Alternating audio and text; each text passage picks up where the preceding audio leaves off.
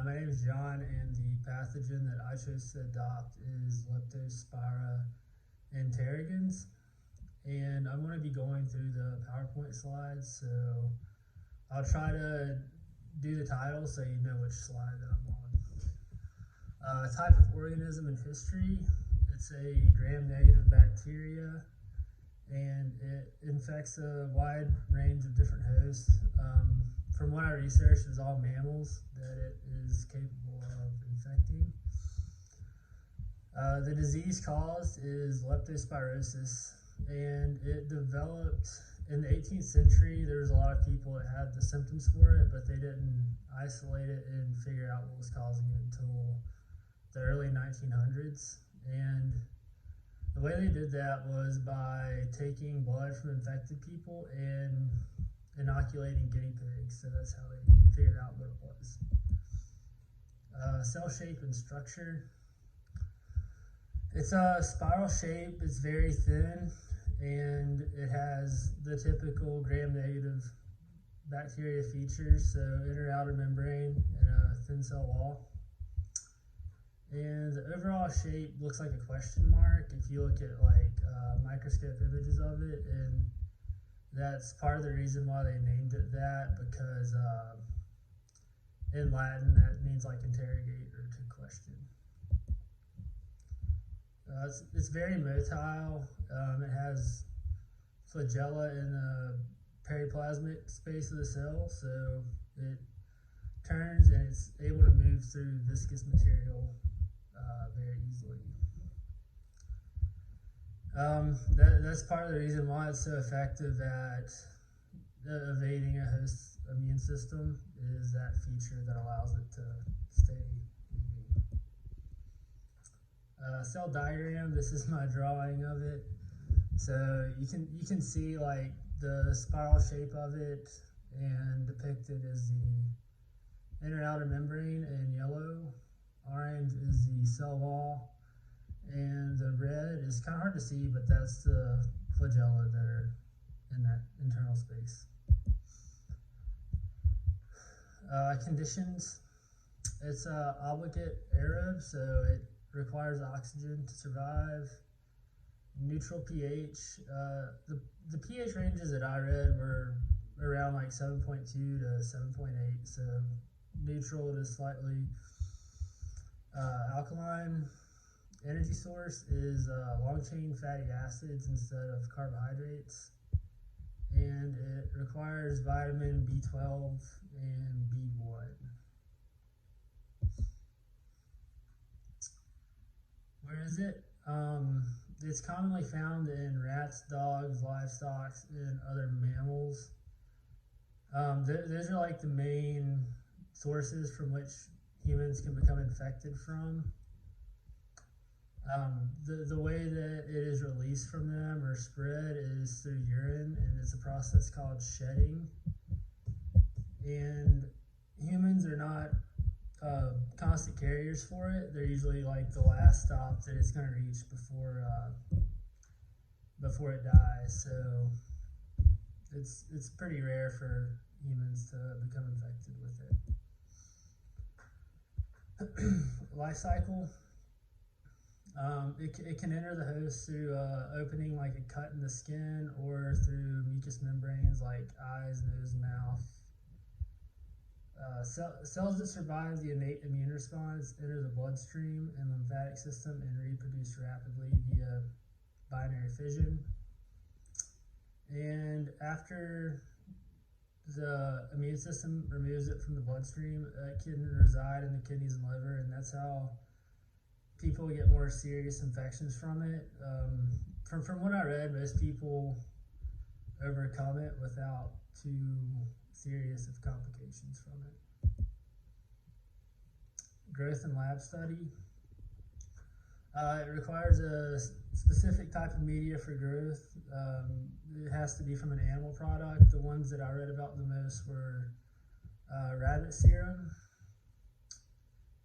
And it's capable of surviving in regular media, but it doesn't grow optimally, and it's not able to form colonies.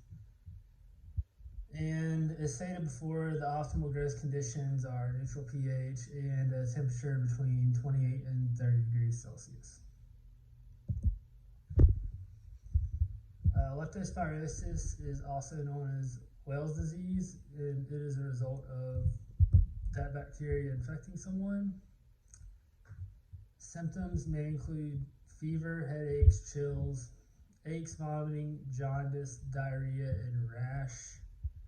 And the majority of people don't have like all those symptoms. As stated before, infection through opening in the skin or in mucous membranes, and it can survive outside of a host for extended periods of time. It doesn't form spores or anything, but it is capable of surviving in water, and like standing water is the main source of infection for people. Diagnostic testing. Since plating and isolating the bacteria is difficult and requires extensive supplies, serology tests are performed for diagnosing someone with this disease. And there's two different types of tests that can be used. The first one is the acronyms of MAT, and it detects antibodies specific to that subspecies for it, and the antibodies don't last for that long, so that's the one that seems to be used primarily for diagnosing people. And the second one is not used commonly because those antibodies can remain in the bloodstream, so someone could have symptoms that are similar to this disease, and then they could accidentally diagnose someone with it after they've overcome it, and that's not their actual cause. Prevention. So vaccines are not widely available for humans, especially not in the US, because they're only specific to that one certain subspecies for it, so it's not really an option. If there's high risk for exposure in short-term situations, the prophylaxis can be used where they just give someone antibiotics prior to exposure, so that way, just in case they do become exposed, they're more or less covered for it. And vaccination is more common in animals than humans because they are typically the ones that are carrying it. Treatment. Doxycycline and penicillin are the antibiotics that are typically given for it. There are other ones, but those seem to be the most prominent ones. And treatment is most effective in the early stages, and the symptoms can definitely become more severe if it's not addressed early on. So treatment issues.